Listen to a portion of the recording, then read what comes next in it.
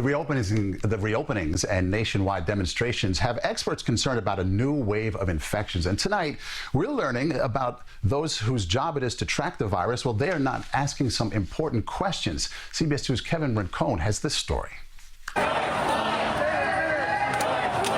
Each and every day, we've seen hundreds, if not thousands, of people gather throughout the city to protest.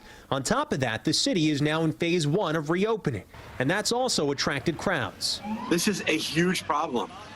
People are done with the coronavirus, and because our hospitals are not overflowing right now, they mistakenly think there's no longer a threat. Mark Levine is the chair of the city council's health committee. He's worried the contact tracers who've been hired to keep an eye on the spread of infection won't be able to because of that false sense of security. It means people might not pick up the call. It means they might not complete the interview. It means that they might choose not to quarantine even if they have been exposed. Meanwhile, City Hall says under its test and trace campaign, contact tracers will not be asking people if they attended any recent protests. The main focus right now is transmission at home and in the workplace, indoor settings like that.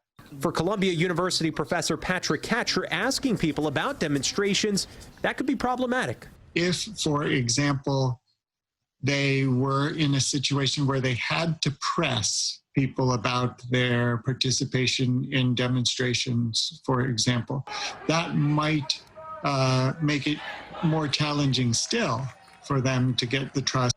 And he says just trying to figure out who's been exposed in large groups like those protests, that's borderline impossible to do. Outside City Hall, Kevin Rincon, CBS 2 News.